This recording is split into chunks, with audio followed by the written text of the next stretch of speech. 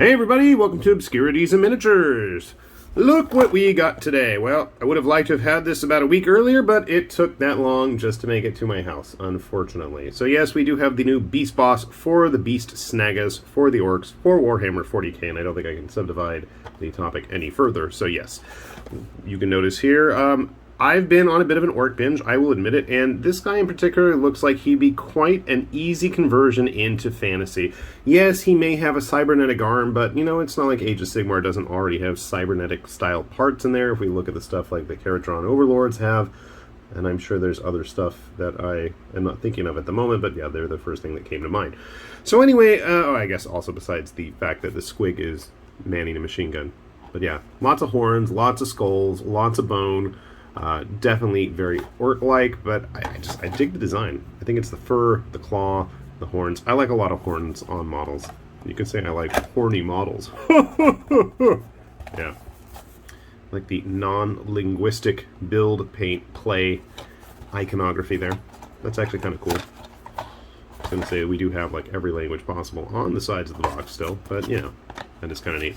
Surprisingly, he is not in a little clamshell box. I know GW seems to like to do that for models like this. Half sprue. If you're familiar with stuff like the Warhammer Underworlds releases, obviously you get two of those, but nope, we got one big one for this guy. Nothing fancy for the base, so you can see there's no base plugs. This is just a regular 50mm base, so he is on a good size base.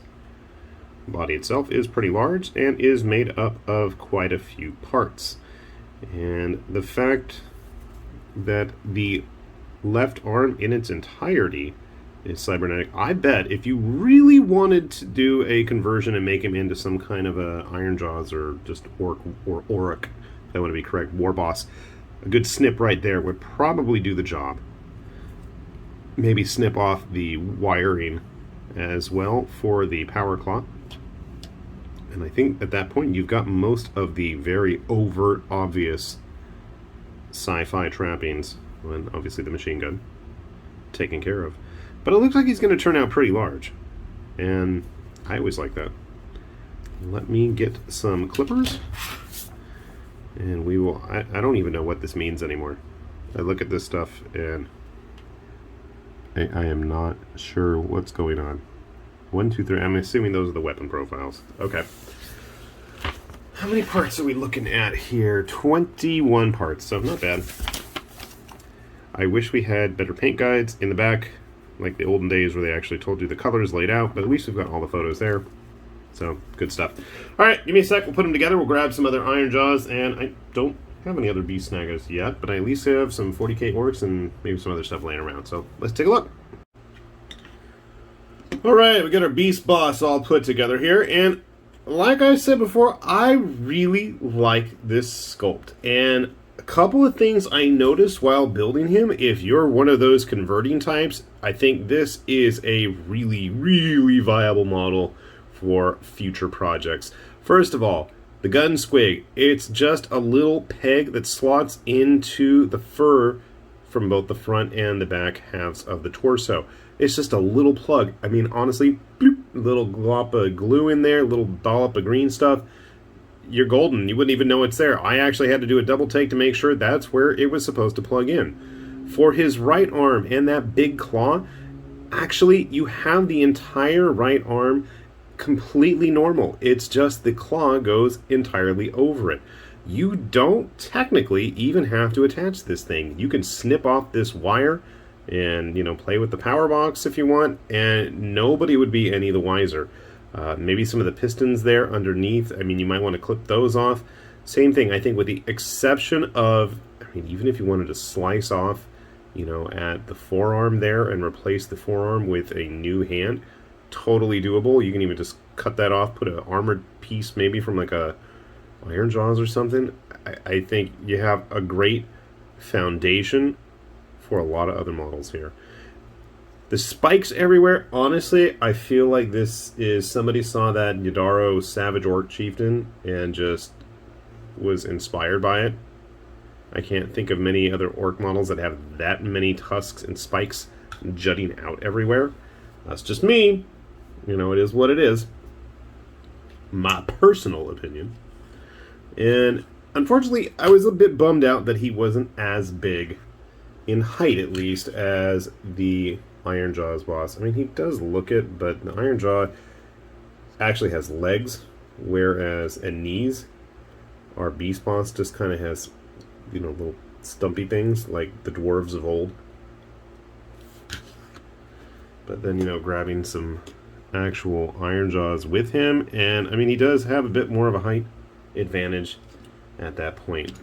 Grabbing our goofy old orcs here, and you can see there is a significant difference. Significant.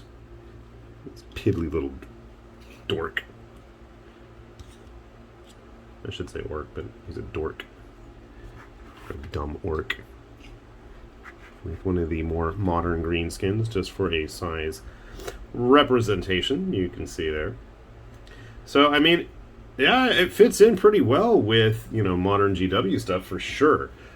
Is it as big as an Iron Jaws Mega Boss? No. Is it as big as Gazgul? No. Do I want to get a Gazgul? Probably. Grabbing a Squig Hog boy here. I mean, even like the boss hog here still aren't as big as him. So he's definitely got some presence.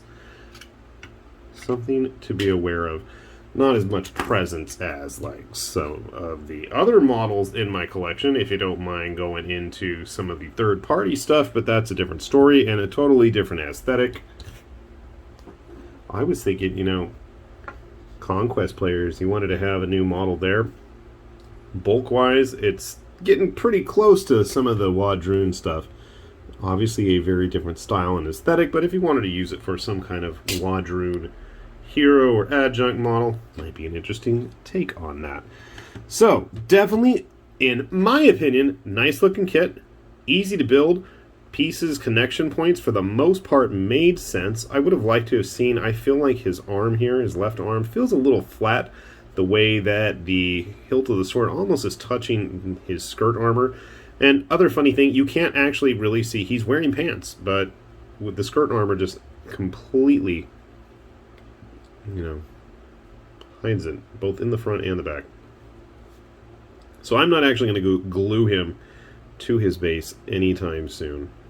And I really do feel like with the very primitive looking armor, and again, maybe with the exception of the bionics, you honestly could probably do some serious conversion and get this guy turned into a Sigmar proper model. I really feel like there is room for it to happen.